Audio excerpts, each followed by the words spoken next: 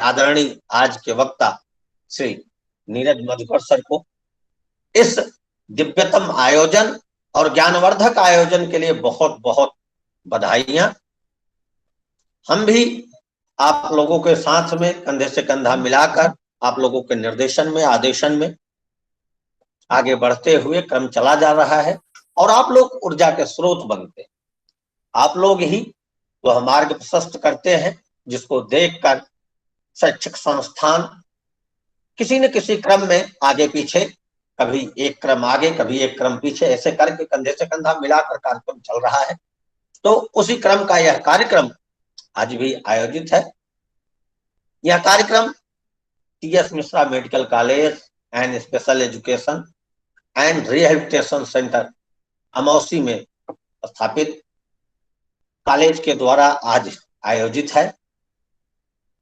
जैसा सभी को ज्ञात है, अभी वहां के कोर्स कोऑर्डिनेटर आदरणीय श्री पंकज द्विवेदी जी परिचय देंगे, लेकिन वह कॉलेज एक प्रतिष्ठित कॉलेज के तौर पर और एक बृहद वातावरण में, एक बड़े वातावरण में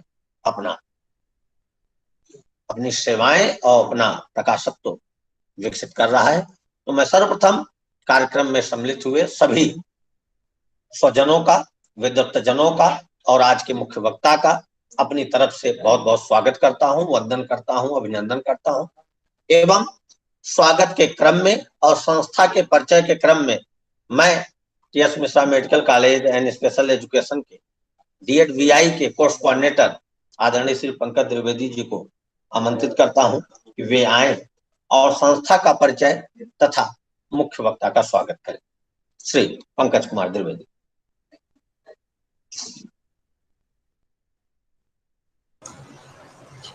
हेलो हेलो, नागेश जी मेरी आवाज आ रही है? हाँ हाँ, आवाज आ रही है, बताएं सर। सबसे पहले तो नीरज सर को प्रणाम।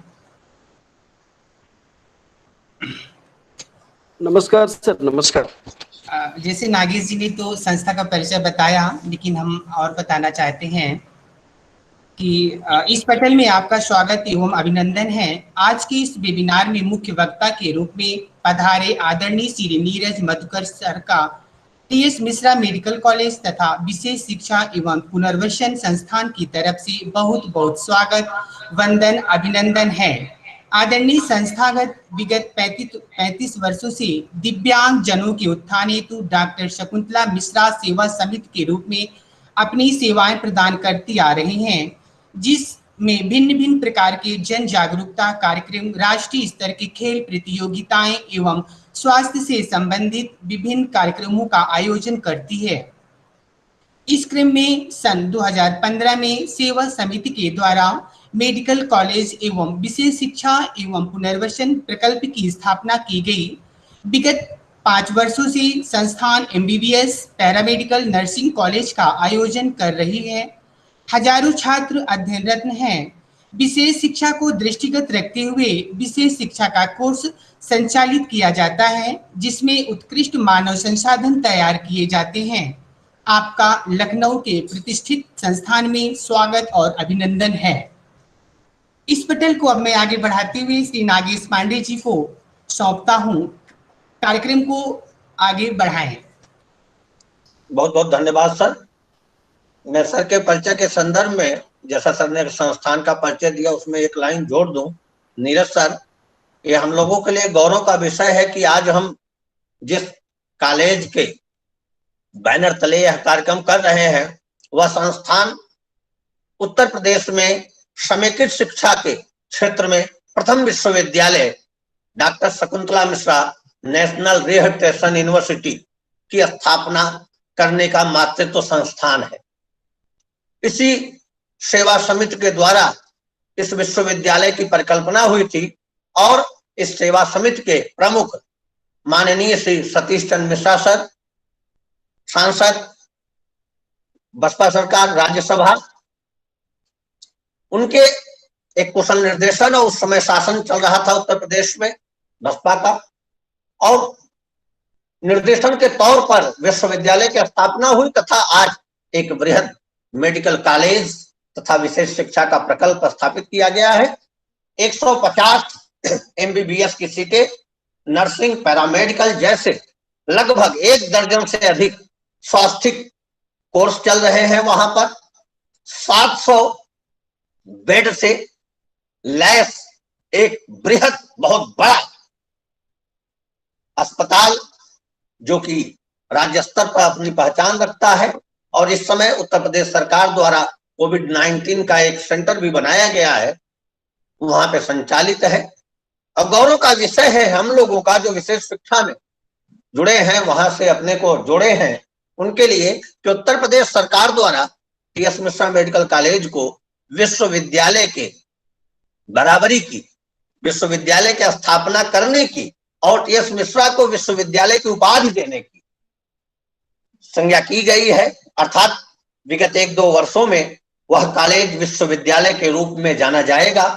मान्यता उत्तर प्रदेश सरकार द्वारा उसे प्रकल्पित रूप में प्रदान की गई है। तो ऐसे दिव्य पटल पर आज के हमारे वक्ता आदरणीय श्री नीरज मधुकर सर का बहुत बहुत स्वागत, वंदन और अभिनंदन है। मैं सर से निवेदन करूंगा कि अपना माइक अनम्यूट करें, कैमरा ऑन करें और आज के विषय पर अपनी विशेषज्ञता रखें। आदरणीय नीरज मधुकर सर।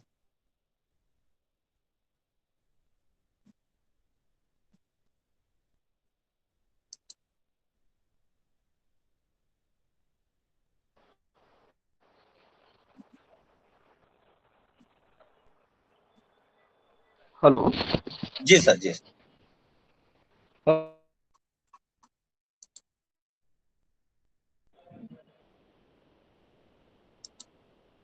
सर, थोड़ा सा डायरेक्शन आप बदलें, आपकी आवाज थोड़ा सा वो हो रही।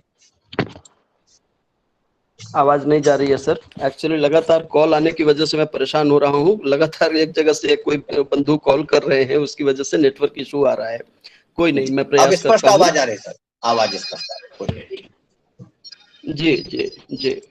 आज के इस कार्यक्रम के समन्वयक Shri Nagesh ji, TS Mishra medical college and special education and rehabilitation के पाठ्यक्रम समन्वयक श्री पंकज द्विवेदी जी तथा अन्य कर्मचारी अधिकारीगण, इस वेबिनार में सहभाग करने वाले प्रशिक्षुगण, दिव्यांगजन, अभिभावकगण, सम्मानित पुनर्वास व्यावसायिक गण, गैर सरकारी संगठनों के प्रतिनिधिगण, मैं नीरज मधुकर इस संगोष्ठी में अपनी तरफ से तथा सीआरसी परिवार की तरफ से आप सभी का स्वागत करता हूं, वंदन करता हूं, अभिनंदन करता हूं। मैं आप सभी का आभारी हूं कि आपने हमें अपनी जानकारी साझा करने के लिए यह बहुत बड़ा और महत्वपूर्ण प्लेटफॉर्म प्रोवाइड किया है।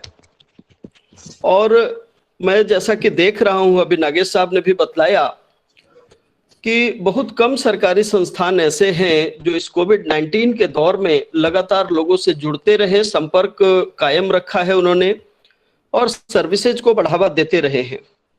इसमें मैं अपने आप को खुशकिस्मत मानता हूं कि मैं उस टीम का हिस्सा बन पाया जिसका निर्देशन माननीय श्री रमेश कुमार पांडे साहब के जैसे व्यक्ति के हाथ में सुरक्षित है और लगातार उनके मार्गदर्शन में सीआरसी गोरखपुर कामयाबी की बुलंदियों को छू रहा है।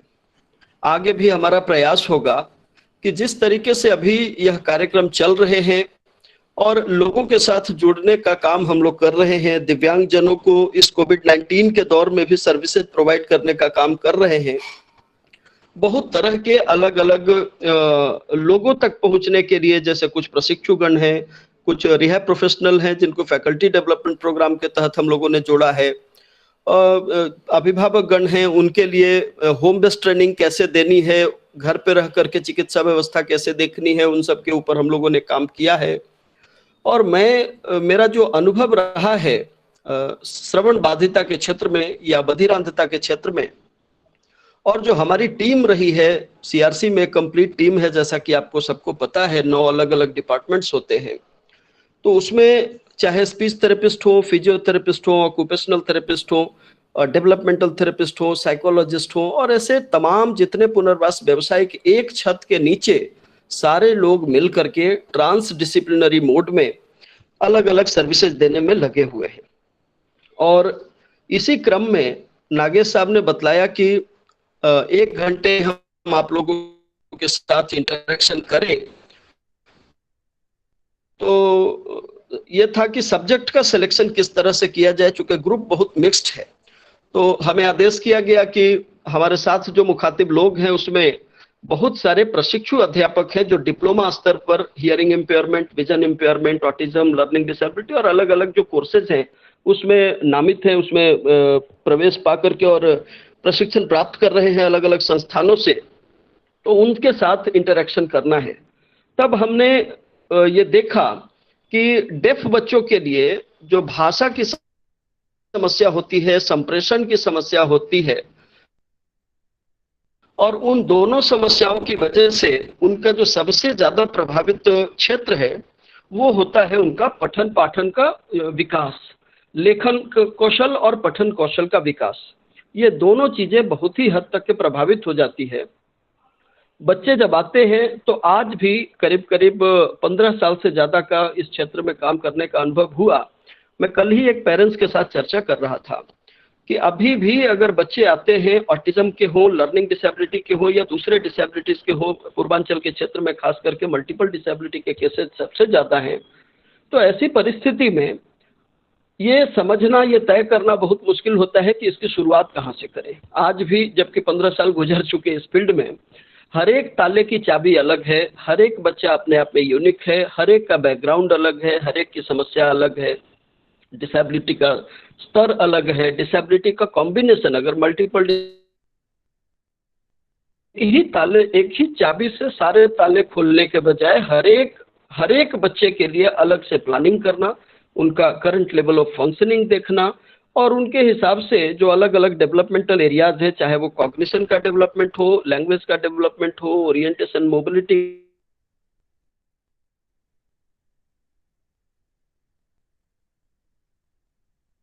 उनके प्रॉब्लमेटिक एरियाज होते हैं, उन सर पाना, ये इस बात के शिक्षक के कॉन्सेप्ट कितना क्लियर है। और जब तक हमको ये नहीं पता चल पाएगा कि बच्चे के भाषा विकास के अलग अलग चरण कौन से हैं, लेखन विकास करना है तो उसके अलग अलग टाइप्स, उसके अलग अलग चरण कौन से हैं, रीडिंग राइटिंग डेवलपमेंट करवाना है तो उसमें अलग अलग चरण कौन से हैं, क्लियर होना बहुत जरूरी है। और उसी मोटिव से आज का जो ये टॉपिक, जो छोटे बच्चे आते हैं अर्ली इंटरवेंशन एज में हो या प्री प्राइमरी एज हो, सो साक्षरता कौशल का विकास किस प्रकार से किया जाए, तो आज की जो चर्चा होगी वो खासकर स्पीच और लैंग्वेज और हियरिंग से रिलेटेड जो समस्याग्रस्त बच्चे हैं उनको ध्यान में रख करके ये बनाया गया है। जी आप जी बताएं। हेलो बताइए। Hello sir. रंजना जी बताइए। कोई बात है आपकी या कोई डिस्टरबेंस है? आपकी आवाज सुन पा रहा हूँ, बताइए। सर आप कंटिन्यू करें, उधर से कोई डिस्टरबेंस थी। Yes yes please, okay. So इन परिस्थितियों को देख करके हम लोगों ने तय किया आज का ये टॉपिक। और जैसा कि सबको पता है कि जो परिस्थिति आदमी के साथ है, मानव जाति के साथ है, सो उसमें पूरी दुनिया में जितने भी जीव हैं, ईश्वर ने केवल मानवों को ही भाषा से संबंधित क्षमता प्रदान की है। और उसमें आप देखेंगे बहुत सारे अलग अलग जो जानवर हैं, अलग अलग जो जीव जंतु हैं, वो आपस में बातचीत तो जरूर करते होंगे। अब या तो उनकी भाषा के स्तर पर हम लोग नहीं पहुंच पा रहे हैं जिससे उनकी भाषा हम समझ पाए, या फिर उनकी भाषा को भाषिक कम्युनिकेशन के तौर पे, भाषिक संप्रेषण के तौर पे, लिंग्विस्टिक कम्युनिकेशन के तौर पे मान्यता नहीं दी जा सकती है। कुछ अलग अलग जो कम्युनिकेशन सिस्टम है जिसमें एनिमल कम्युनिकेशन को भी मान्यता दी जाती है, हम आज उसकी बात ना करके ह्यूमन कम्युनिकेशन और लिंग्विस्टिक कम्युनिकेशन के ऊपर हम लोग चर्चा करेंगे। अब जब कम्युनिकेशन की बात करें, नेक्स्ट स्लाइड आगे बढ़ा दीजिएगा नागेश साहब। अगर हम लोग कम्युनिकेशन की चर्चा करें तो उसमें दो तरह की बातें आती है। एक तो होता है कि वो आदमी कितना रिसीव कर रहा है, सामने वाले से कितना गेन कर रहा है, लोगों की बातों को समझना। और दूसरी चीज होती है अपनी बातों को एक्सप्रेस करना। ये दो चीजें होती हैं और इन दोनों के बीच में एक कॉम्बिनेशन होना चाहिए, दोनों के बीच में एक कोऑर्डिनेशन होना चाहिए। हम चीजों को दूसरे से सुनते हैं, सुनने के बाद ब्रेन में उसका प्रोसेसिंग होता है, और प्रोसेसिंग होने के बाद उसके हिसाब से, जरूरत के हिसाब से अपनी बातों को सामने रख पाते हैं, मतलब एक्सप्रेशन दे पाते हैं।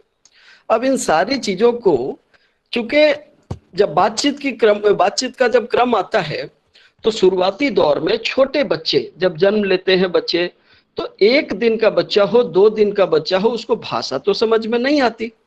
सो भाषा समझ में बेशक ना आए, लेकिन उसको लिंग्विस्टिक फ्लड में रखना, भाषा रूपी बाढ़ में रखना बहुत जरूरी हो जाता है, ताकि उसमें मौखिक कौशल का विकास करवाया जा सके।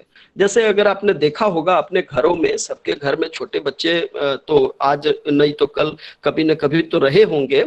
सो जब छोटे बच्चों का ऑब्जर्वेशन आप करेंगे, तो आप देखते हैं माँ बाप हो सकता है पढ़ा लिखा ना हो सकता है कि दादी बिल्कुल भी एक भी कक्षा तक नहीं पढ़ी हो, बिल्कुल निरक्षर हो, बिल्कुल अनपढ़ हो।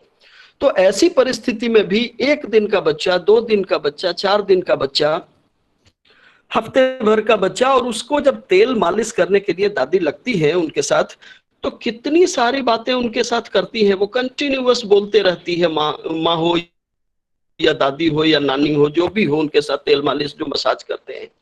बच्चा कुछ भी नहीं समझ पाता है उस समय, लेकिन बावजूद इसके वो कंटिन्यूअस रिगरस एक्सरसाइज करते जाते हैं, उनके साथ बातचीत करते रहते हैं, संप्रेषण करते रहते हैं, और उसी का नतीजा होता है कि आगे चल करके वो गेन करते करते करते करते 3 से 4 महीने होते होते, 6 महीने होते होते बच्चा बाबा बाबा दादा दादा बोलना शुरू कर देता है।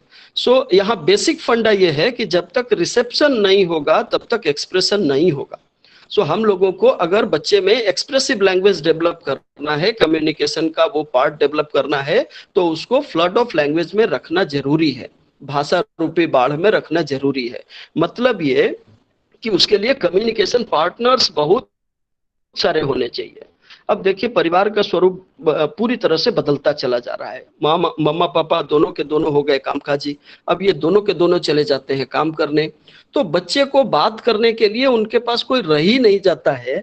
बच्चा अगर डिसेबिलिटी की बात कर रहे हैं, तो डिसेबल्ड बच्चा अगर अपने घर में रह रहा है, जनरल स्कूल में बातचीत करने के लिए उसको मौका नहीं मिल पाया, बिकॉज उसका एडमिशन तो हुआ लेकिन वो रोज जा नहीं पाता, या अगर वहां जाता भी है तो वो आइसोलेशन का शिकार है, जाता भी है तो चूंकि लोगों को साइन लैंग्वेज नहीं आएगी, लोगों को उससे बात करने का तरीका नहीं पता, छोटा बच्चा हो या बड़ा बच्चा हो, तो ऐसी परिस्थिति में उनका जो कम्युनिकेशन है वो बहुत ही लिमिटेड हो जाता है, और नतीजा ये होता है कि उसके साथ जो ओरेसी स्किल है, मौखिक कौशल है, मौखिक भाषा कौशल, उसका विकास नहीं हो पाता है।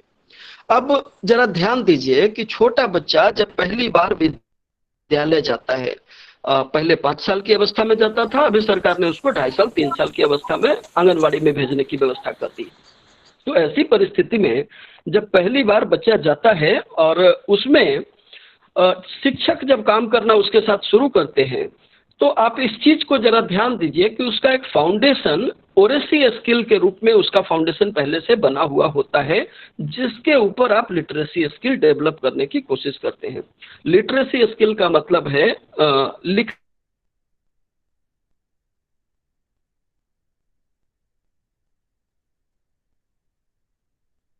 और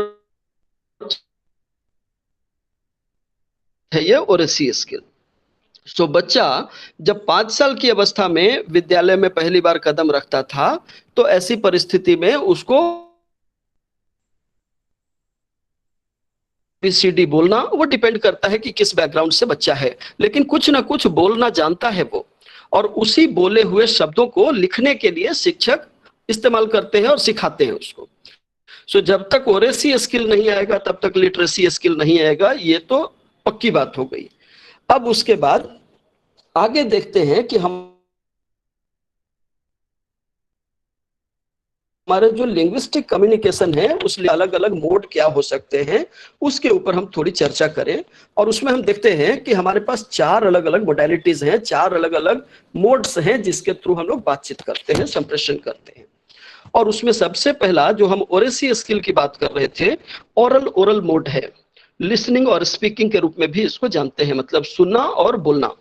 अब यहाँ एक चीज ध्यान देने वाली बात है, ओरल क्यों नहीं, ओरल क्यों?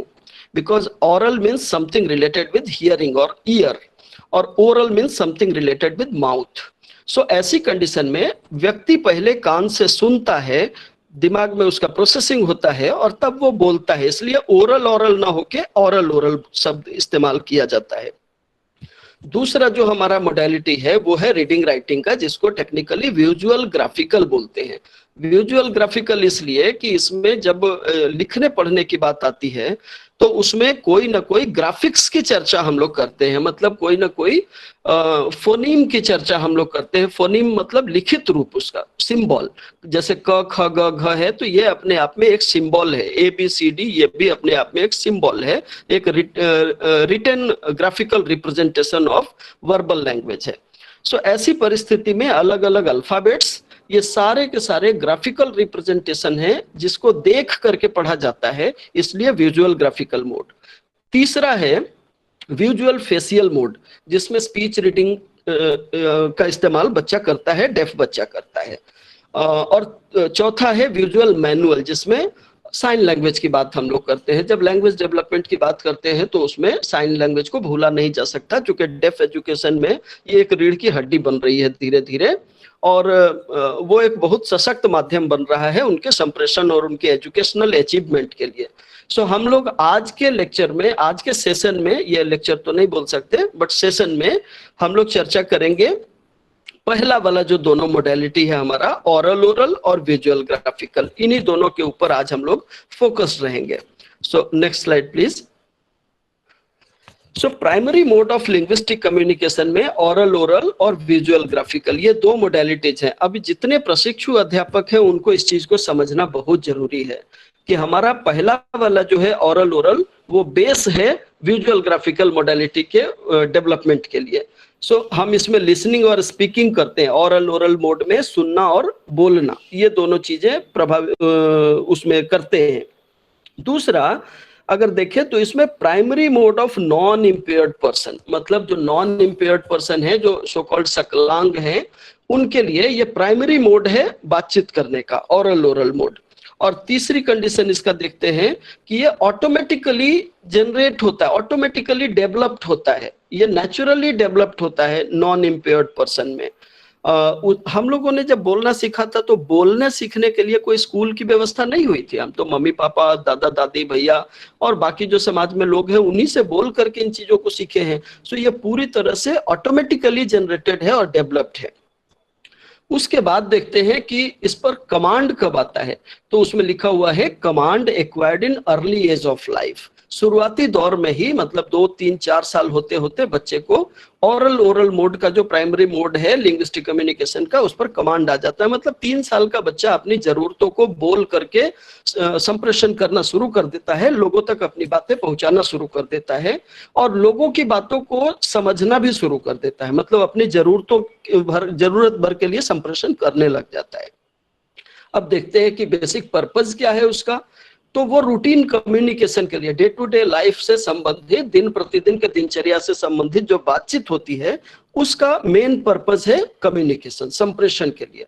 अब आते हैं दूसरी तरफ कि उसके बेस पर जो हम लोग visual graphical mode of representation बनाना चाहते हैं, डेवलप करना चाहते हैं, जहां एक तरफ लिसनिंग स्पीकिंग ओरल में था, वहां विजुअल ग्राफिकल मोड आ गया। मतलब हमने जो बेस बनाया था सुनने और बोलने का या बोलने और सुनने का, उसके बेस पर ही हम लोग ABCD लिखना या अलग अलग ग्राफिक्स को हिंदी में या पंजाबी में उड़ाएड़ा, जो भी शब्द अलग अलग यूज करते हैं, या कोई भी वर्बल लैंग्वेज का जो ग्राफिकल रिप्रेजेंटेशन है, वो चाहे तमिल का हो, तेलुगु का हो, मलयालम का हो, हिंदी का हो, जो भी है, तो उसमें जो अलग अलग अल्फाबेट्स हैं उनके बारे में सिखा करके और रीडिंग राइटिंग डेवलप कराना हमारा मेन पर्पस होता है विजुअल ग्राफिकल मोड का। दूसरी चीज है कि ये सेकेंडरी मोड ऑफ कम्युनिकेशन होता है डेफ पर्सन के लिए। ये इसके डेफ पर्सन के लिए नहीं, नॉन इम्पेयर्ड पर्सन के लिए, सो कॉल्ड नॉर्मल, पता नहीं कितने नॉर्मल। थर्ड चीज है कि जहां एक तरफ सामान्य लोगों को जो बोलने की कला है और सुनने की कला है वो ऑटोमेटिकली डेवलप्ड हुआ था, नेचुरली डेवलप्ड हुआ था, वहीं लिखना और पढ़ना एक लर्न्ड बिहेवियर है।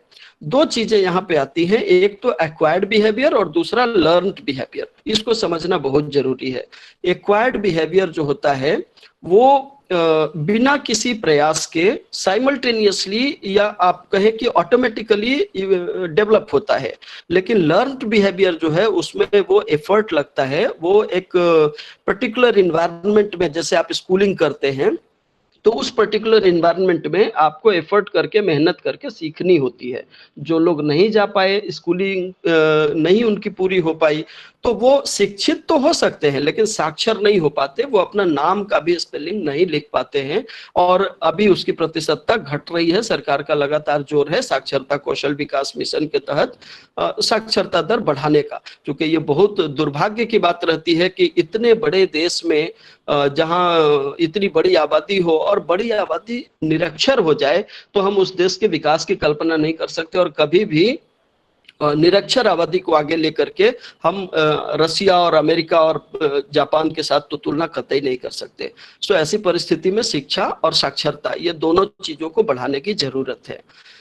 तीसरी चीज उसमें आगे आता है command learn in later age of life, मतलब लिखने पढ़ने का बाद में, जीवन के बाद में उसका उस पर कमांड आता है धीरे धीरे करके। इवन कई लोग ऐसे होते हैं जिनका आगे में भी चल करके एज जब उनका ज्यादा बढ़ता है तब भी ऐसी परिस्थिति में भी लिखने पढ़ने के ऊपर उनका कमांड नहीं आ पाता।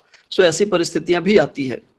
और इसका बेसिक पर्पज एजुकेशनल पर्पज है, पढ़ाई के लिए लिखना पढ़ना बहुत जरूरी है, और ऑफिशियल पर्पज, ये बेसिक चीज हो गई इसमें। सो जो ऑडिटरी स्किल है हमारे पास, ये सारे ऑडिटरी स्किल मतलब सुनना, बोलना और उसका प्रोसेसिंग, वो सारी चीजें डेवलप होती हैं। और ये हैबिलिटेशन प्रोग्राम, अगेन फिर से एक टेक्निकल टर्म आया है, हैबिलिटेशन और रिहैबिलिटेशन।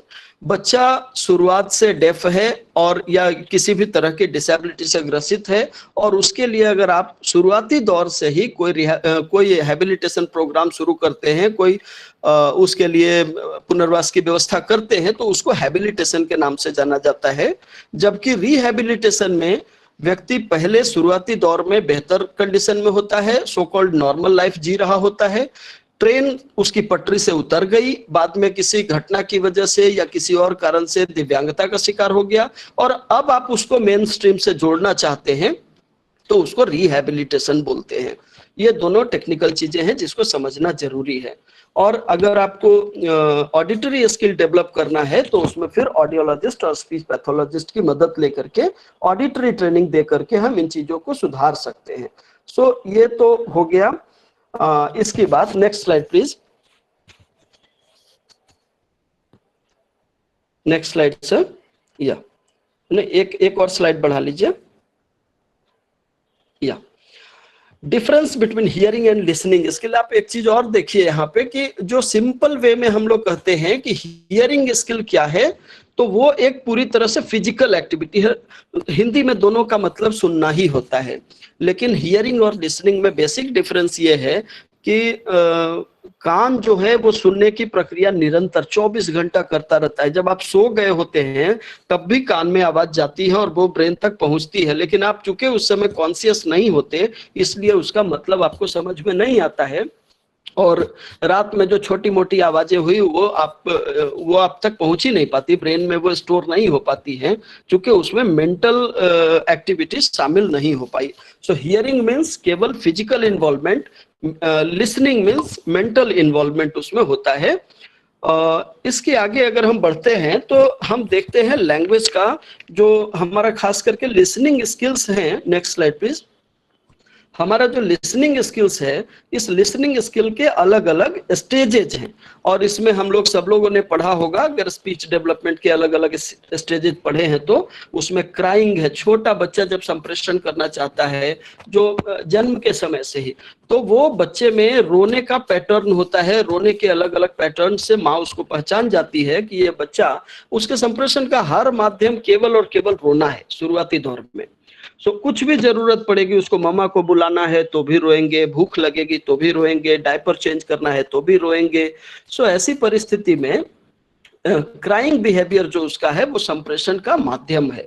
और माँ को इन सारी चीजों के बारे में सबसे बेहतर पता होता है कि बच्चा क्यों रो रहा है। जैसे अगर पापा ऑफिस से आए और बच्चा रोना शुरू कर दिया तो उनको हो सकता है कि इस चीज की जानकारी ना लग पाए कि बच्चा क्यों रो रहा है, वो घबरा जाएं, लेकिन माँ को पता होता है कि अच्छा शाम हो गई, अब इसको बाहर घूमने का टाइम हो गया है इसलिए रो रहा है, या उसने सुसु कर दिया होगा इसलिए डायपर चेंज करना है इसलिए रो रहा है, या उसको किसी चीज से डर गया है वो इसलिए रो रहा है। सो रोने का पैटर्न अलग अलग हो जाता है। उसके बेस पर माँ तब भी इन चीजों को समझती है जब बच्चा बोलना शुरू नहीं करता है।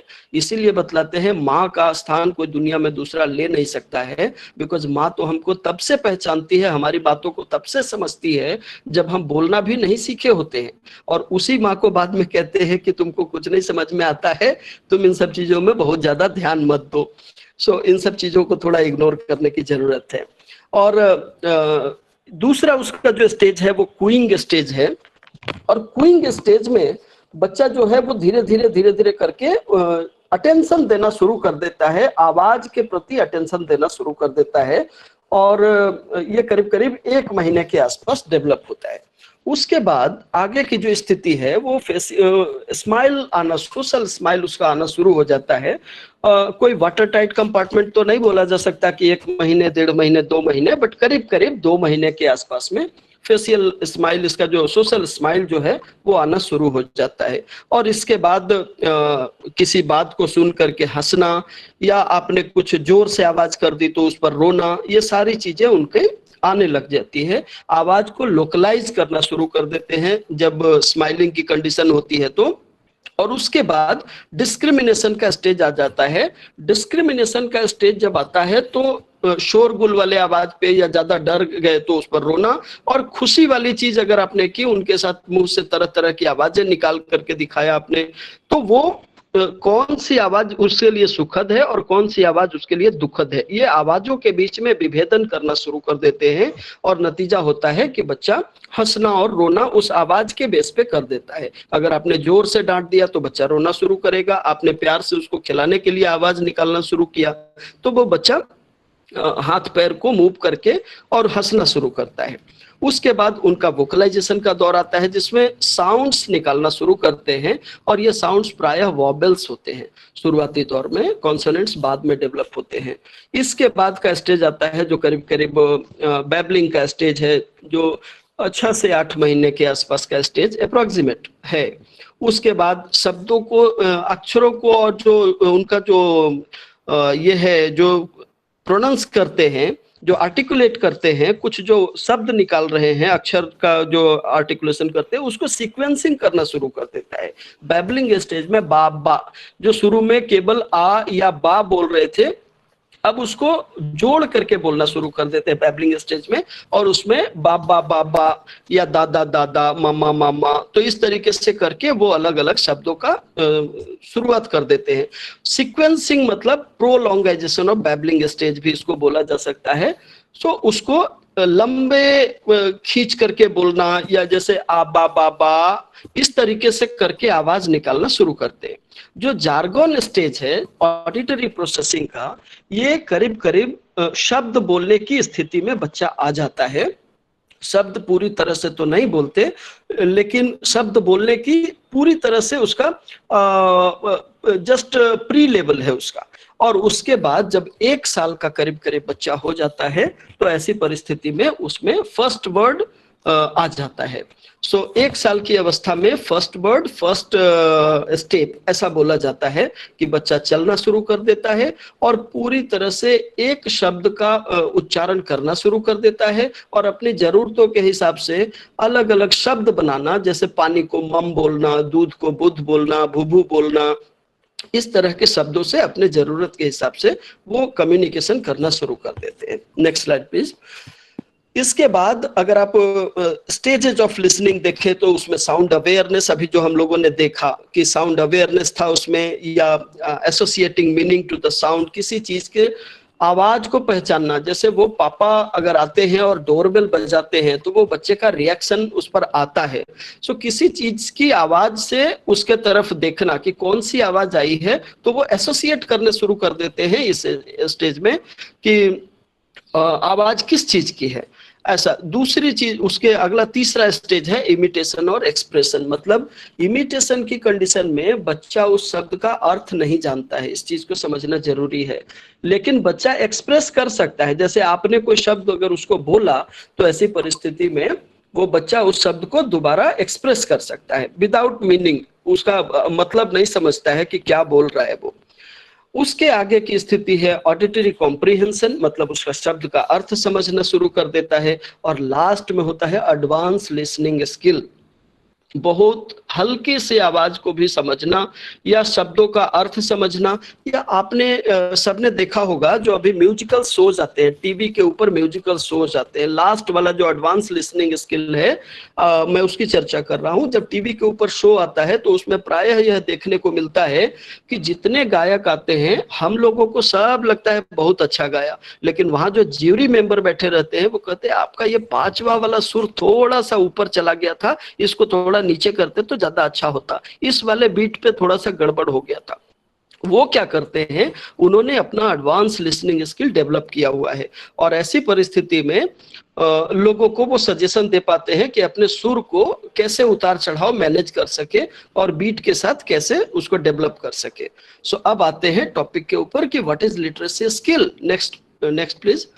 सो लिटरेसी स्किल का मतलब लिखना, पढ़ना, बोलना, सुनना, न्यूमरेसी स्किल और टेक्नोलॉजी, इन सारी चीजों को एक साथ इस्तेमाल करना और अपना जो वाइडर सोसाइटी है, जो कम्युनिटी है, उसमें फुल्ली पार्टिसिपेट करने के लिए, उसके साथ जुड़ने के लिए, सहभाग करने के लिए इन सारी चीजों का इस्तेमाल करना, मैनिपुलेशन करना, इन सारी चीजों को अपने जरूरतों के हिसाब से उपयोग में लाना, that is called literacy skill. Basically literacy skill का मतलब 3 चीजों के डेवलपमेंट से होता है, रीडिंग, राइटिंग और अरिथमेटिक स्किल्स।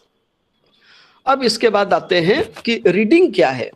सामान्यतः लोगों के दिमाग में ये बात आती है कि रीडिंग मतलब लिखा हुआ है, हमने उसको पढ़ लिया, that is reading. But technically अगर देखें तो रीडिंग का मतलब कहीं से कहीं केवल पढ़ लेना नहीं होता है। सर लगता है कि आप थोड़ा आगे बढ़ गए हैं, व्हाट इज रीडिंग करके स्लाइड जो है उस पे आ जाए प्लीज, लिटरेसी स्किल के बाद। हाँ, गुड। सो रीडिंग स्किल जो है, रीडिंग का जो प्रोसेस है वो कॉम्प्रिहेंशन से रिलेटेड है। मतलब हमने जो क ख ग घ सीखा या क ख ग घ जो अल्फाबेट्स थे या ABCD जो अल्फाबेट्स थे उसमें से जोड़ करके मॉर्फिम से फोनिम से मॉर्फिम बनाना सीखा, हमने शब्द की संकल्पना कर ली और उसके बाद उन शब्दों को समझना ये जरूरी है। दूसरी चीज, जरूरी नहीं है कि ये शब्द हो। जैसे एक चित्र है सामने रखा हुआ और उसमें एक पेड़ है बना हुआ, पेड़ के नीचे एक बुजुर्ग आदमी बैठा हुआ है और पास में एक गड्ढा खोदा हुआ दिख रहा है और आदमी जो बैठा हुआ है उसके बगल में एक फावड़ा है और पसीने से लथपथ है वो आदमी, कुछ भी लिखा हुआ नहीं है, पिक्चर में केवल इतना ही दिख रहा है। तो इस चीज को हम देख करके क्या समझते हैं कि गर्मी का दिन होएगा और पेड़ के नीचे थक करके आराम कर रहा है वो व्यक्ति। यह आदमी कहीं ना कहीं किसान या मजदूर है, कोई धन्ना सेठ नहीं हो सकता। ये बगल में जो फावड़ा रखा है उसी से इस गड्ढे को खोदा है, मिट्टी जो निकली है वो उसी गड्ढे में से निकली है और गड्ढा जो खोद रहा है जरूर किसी न किसी पौधे को रोपने के लिए वो गड्ढा बनाया होगा। सो ये सारा जो परसेप्शन है हमारा, ये जो हमारा उसका कॉम्प्रिहेंशन है, ये कहीं लिखा हुआ नहीं था, लेकिन हमने अपने रेफरेंस से, अपने जो दिमाग में इन्फेरेंस रखा हुआ है पहले से, जो हमारे अनुभव है उनके आधार पर अपनी जानकारी और शब्दों का संकलन, शब्दों की जानकारी, तो इन सारी चीजों के आधार पे, अपने अनुभव के आधार पे उस पिक्चर का हम लोग डिस्क्रिप्शन करते हैं और हम लोग पता लगाते हैं कि उस पिक्चर के माध्यम से लेखक ने क्या कहने की कोशिश की है या पिक्चर वो क्या बोलता है। सो ऐसी परिस्थितियों में सिंबल्स का या पिक्चर का, ये दोनों को रीडिंग करना मतलब उसको कॉम्प्रिहेंशन से रिलेटेड है, इस चीज को समझना जरूरी है। Next slide please. सो जब कॉम्प्रिहेंशन की बारी आती है तो 3 स्तर पर उसका कॉम्प्रिहेंशन देखते हैं। एक तो लिटरल कॉम्प्रिहेंशन। लिटरल कॉम्प्रिहेंशन का मतलब शाब्दिक अर्थ पता लगाना, जो लिखा हुआ है उसका अर्थ पता लगा लिया हम लोगों ने। जैसे यही आशा अटके रहे अली गुलाब के मूल, और आई है बहुरी बसंत ऋतु इंडारन में फूल। बिहारी सतसई की ये पंक्तियां हैं। और उसमें जब आप कविता या कोई भी कविता जब आप पढ़ते हैं तो कविता का एक तो शब्दार्थ होता है और दूसरा होता है भावार्थ। वो जो भावार्थ होता है वो नीचे के दोनों पॉइंट्स हैं आपके, टेक्स्ट बेस्ड इन्फरेंशियल कॉम्प्रिहेंशन और नॉलेज बेस्ड इन्फरेंशियल कॉम्प्रिहेंशन। और जो शब्दार्थ होता है वो पहला वाला है, लिटरल कॉम्प्रिहेंशन। तो किसी भी जैसे उसी जिस पंक्तियों की बात अभी हमने किया, इसी पंक्ति में सिंपल सा एक अर्थ उसमें समझाया जा सकता है कि कवि जो है वो जो शब्द लिखा है, जो भी शब्द का संकलन करके वाक्य लिखा है, तो इस दोहे में ये समझाया गया था कि यही आशा अटके रहे हो अली गुलाब के मूल, मतलब अली मतलब होता है भौरा, और गुलाब के मूल मतलब गुलाब के पौधे से भौरा इस आशा के साथ अटका हुआ है कि फिर से बसंत की ऋतु आएंगे और इसमें फूल लगेंगे और हमको फिर से पराग चूसने को मिलेगा। लेकिन दूसरा उसका अर्थ निकलता है, ये सबाई राजा जय सिंह के बारे में चर्चा की गई है। बिहारी सतसई के जो दोहे हैं उसका कई अर्थ निकलते हैं। सबाई राजा जय सिंह अपने सारे सैनिकों के साथ अपने ही महल के एक खंडहर में छुपे हुए हैं, और वो इस उद्देश्य से छुपे हुए हैं, वो उनकी पराजय हो चुकी है, और वो इस उद्देश्य से छुपे हुए हैं कि फिर से हम सारी शक्तियों को बटोरेंगे, अपनी सेना इकट्ठी करेंगे और इस राजा के साथ लड़ाई करेंगे और हम फिर से राजा बनेंगे। तो ये उसके पीछे का छुपा हुआ जो भावार्थ होता है। और उसका अगर सौंदर्य बोध में अगर उसका अर्थ निकालेंगे तो बहुत सारे उसके अर्थ होते हैं। जैसे अलग अलग तरह के जो रस होते हैं उसके हिसाब से, जो हिंदी के स्टूडेंट रहे होंगे उनको बेहतर पता होगा। सो एक पंक्ति का केवल एक अर्थ नहीं होता। हिंदी ऐसी भाषा है जिसमें उसके कई अर्थ होते हैं, और इसीलिए बहुत रिच लैंग्वेज बोला गया है हिंदी को। दूसरी भाषाओं की तुलना में हम किसी भाषा की तुलना तो नहीं कर सकते, लेकिन उसका रिचनेस तो जरूर बतला सकते हैं कि अपनी मातृभाषा जो है वो बहुत ही एनरिच्ड है। अब देखते हैं कि उसका प्री रिक्विजिट क्या है रीडिंग स्किल के लिए। आगे चले प्लीज। सो जब प्री रिक्विजिट पे हम ध्यान देते हैं कि अगर किसी व्यक्ति में, हमारे पास अगर कोई बच्चा आता है, डेफ बच्चा आता है, या स्पीच एंड हियरिंग से रिलेटेड, कम्युनिकेशन प्रॉब्लम से रिलेटेड अगर कोई बच्चा आता है, हम उसका असेसमेंट करते हैं। तो ये जो प्री रिक्विजिट्स है, जब इसका लिस्ट आपके दिमाग में क्लियर होगा तो उसका असेसमेंट करके हम एग्जैक्ट पिन पॉइंट कर पाएंगे कि बच्चे में क्या डेवलप्ड हो चुका है और क्या डेवलपमेंट हमको करना है, ताकि रीडिंग स्किल डेवलप कर सके। सो सबसे पहली चीज है कि जितने भी अल्फाबेट्स हैं, सिंबल्स हैं, उन सिंबल्स की पहचान करना उसको आना चाहिए, उसका ज्ञान उसको होना चाहिए।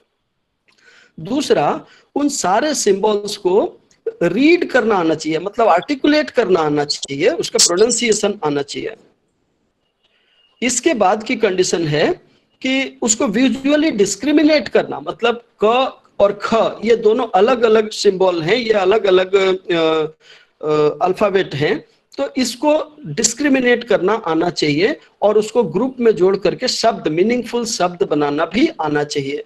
जैसे क ख ग है, अब ये क और ख को जोड़ते हैं तो कोई भी शब्द नहीं बनता, लेकिन ख और ग को जोड़ देंगे तो खग मतलब चिड़िया हो जाती है। ये डिफरेंस उसको आना चाहिए। नेक्स्ट है कि जो शब्द बना रहे हैं उसका मीनिंग समझना, और उसके जब आगे की कक्षाओं में वो बढ़ेगा तो एक ही शब्द के कई सारे मीनिंग होते हैं, तो वो मीनिंग समझना भी उसके लिए बहुत जरूरी है। दो शब्दों के बीच में जो स्पेस दिए गए हैं, गैप दिए गए हैं, वो उसका बहुत इंपॉर्टेंस है। नहीं तो दो शब्द एक साथ अगर मिल जाएंगे तो वो उसका अर्थ बदल जाएगा या फिर निरर्थक शब्द हो जाएंगे, वो फिर पता ही नहीं चलेगा। सो दो शब्दों के बीच में गैप रखना है, स्पेस डालना है, ये चीज छोटे बच्चों को बहुत जरूरी है समझा पाना कि गैप रखने का मतलब ये दोनों अलग अलग शब्द हैं। उसके बाद लेफ्ट टू राइट या टॉप टू बॉटम, मतलब बाएं से दाहिने तरफ या ऊपर से नीचे के तरफ, ये उसको पढ़ने का कॉन्सेप्ट होना चाहिए कि किस तरीके से पढ़ना है। मैं एक चीज यहाँ पे बतलाना चाहता हूँ कि कुछ भाषाएं ऐसी हैं जिसमें राइट टू लेफ्ट पढ़ने के लिए प्रोविजन होता है। जैसे उर्दू भाषा अगर आप पढ़ते हैं तो उसमें राइट टू लेफ्ट, जहां तक मेरी जानकारी है, पता नहीं मैं कितना सही हूं, पर उर्दू भाषा को अगर पढ़ना होता है तो वो राइट टू लेफ्ट शायद पढ़ते हैं।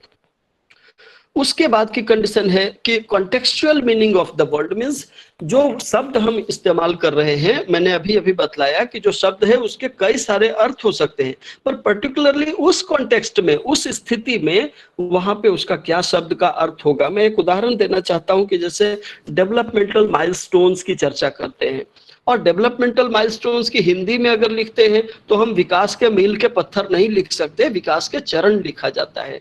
सो माइलस्टोन माने मील का पत्थर होता है, इसमें कहीं कोई गलत नहीं हो सकता।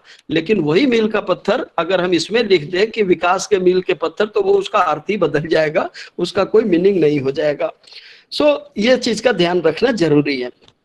और उसके बाद जो शब्दों के अर्थ रूप बदलते हैं अलग अलग टेंस के हिसाब से, जैसे फ्लोट का फ्लोटिंग हो गया, स्टडी का स्टडिंग हो गया, या गर्ल का गर्ल्स हो गया, बॉय का बॉयज हो गया, जो प्रीफिक्स सफिक्स लगाते हैं, और हिंदी में उपसर्ग या प्रत्यय।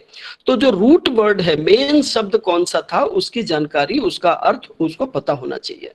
एंड उसके बाद की जो कंडीशन है वो अप्रोप्रिएट सुप्रा सेगमेंटल एस्पेक्ट्स, मतलब जो स्वर लहरियों में जो उतार चढ़ाव है, पढ़ते समय सुप्रा सेगमेंटल एस्पेक्ट्स का बहुत असर पड़ता है। नहीं तो आप किस चीज के ऊपर रुकना चाहते हैं, पॉज देना चाहते हैं, किस चीज के ऊपर आप एम्फेसिस करना चाहते हैं, तो ये सब चीजों का बहुत ध्यान रखने की जरूरत है। बच्चों को ये पढ़ाना जरूरी है, नहीं तो रोको मत जाने दो, और वो उस वाले में एक बहुत बढ़िया उदाहरण ये रोको मत जाने दो। सो रोको के बाद अगर आपने वहां पे पॉज दे दिया तो उसका पूरा अर्थ ही बदल गया। पहला वाला में था रोको मत, मत के बाद वो कॉमा था दिया हुआ, तो वो कॉमा मतलब पॉज, तो रोको मत जाने दो और रोको मत जाने दो। दूसरा उदाहरण उसका दवा पीली है और दवा पी ली है। ये इम्फेसिस का बहुत बड़ा उदाहरण है कि दवा पीली है मतलब पीले कलर की है, येलो कलर की है, और दवा पी ली है मतलब हमने दवा खा ली है, उसको पी लिया है।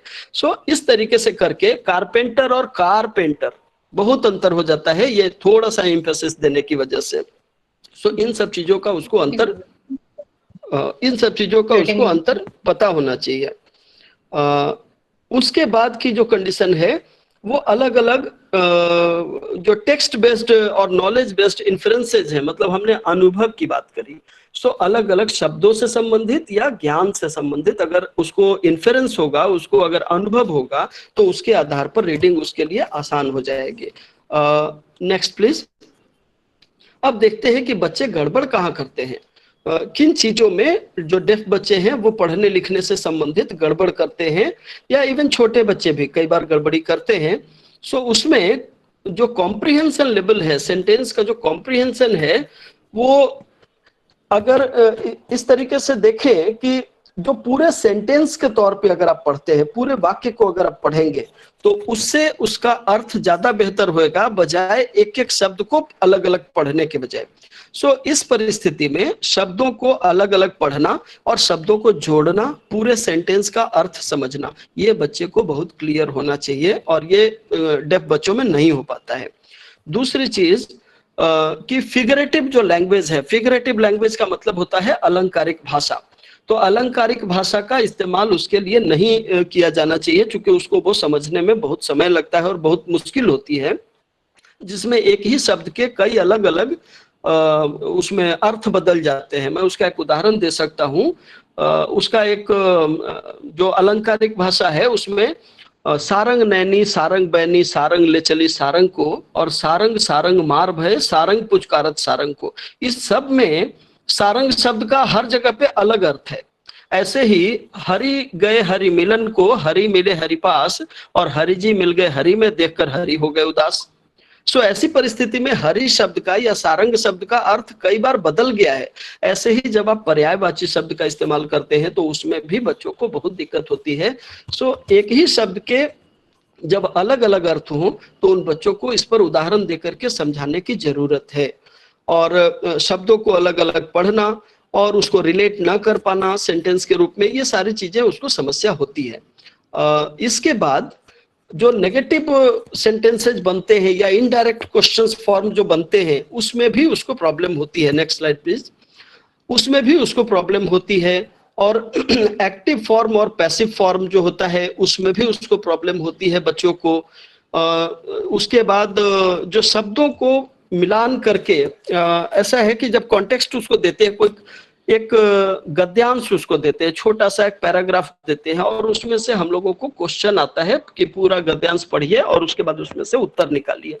जब आप उत्तर देने के लिए करते हैं तो वो उसका जो टेक्स्ट है वो टेक्स्ट को सुपरफिशियली पढ़ता है और शब्द को मैच करता है कि आपने जो पूछा है क्वेश्चन उसमें कौन से शब्द हैं, और वो शब्द ढूंढने की कोशिश करता है गद्यांश में जो उसको पैराग्राफ दिए गए हैं, और उस पैराग्राफ में वो शब्द का पूरा लाइन उठा करके डाल देता है बिना ये समझे हुए कि आपने प्रश्न क्या पूछा था और उस गद्यांश में क्या लिखा हुआ है। सो उस कंडीशन में इनको बहुत समस्या होती है। और एक्सपोजिटरी जो टर्म है, जो जिसमें वर्णन करना, जो सिंपल सेंटेंसेस जो होते हैं उसको समझना ज्यादा बेहतर होता है इनके लिए, बजाय अलंकारिक भाषा के और बाकी चीजों के।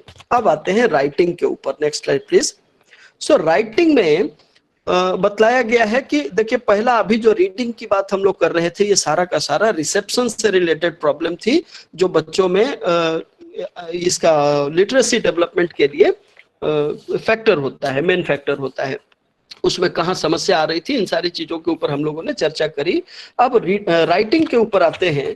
तो राइटिंग एक्सप्रेशन के तौर पे माना जाता है। उस बच्चे ने जितना कुछ सीखा है, अब उसका जो डब्बा था, जो उसका दिमाग है, वो सारा भर गया।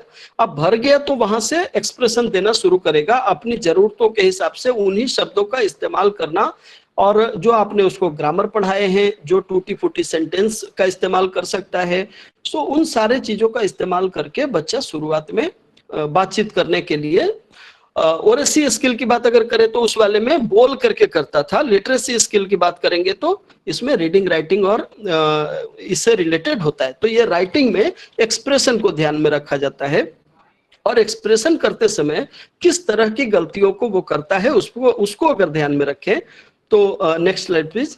Error made by hearing impaired in writing. अब इसमें क्या गलतियां करता है, क्या एरर्स करते हैं, उसके ऊपर हम चले। सो सिंपलर वर्ड यूज करता है। आप अगर डेफ बच्चों को सामने रखिए, आप एक बार इस स्लाइड को भूल जाइए और जरा अपने कक्षा की तरफ ध्यान दीजिए जहां पे डेफ बच्चों को आपने डील किया होगा कभी, या ऐसे परिस्थिति में अगर कभी मौका मिले तो उसको डील कीजिए और उसको कहिए कि अपने बारे में एक पैराग्राफ लिखो, अपने परिवार के बारे में, अपने स्कूल के बारे में, बिना देखे हुए, बिना पढ़े हुए कहीं से अपनी भाषा में लिखो। तो वो शब्द लिखते हैं, वाक्य नहीं लिखते।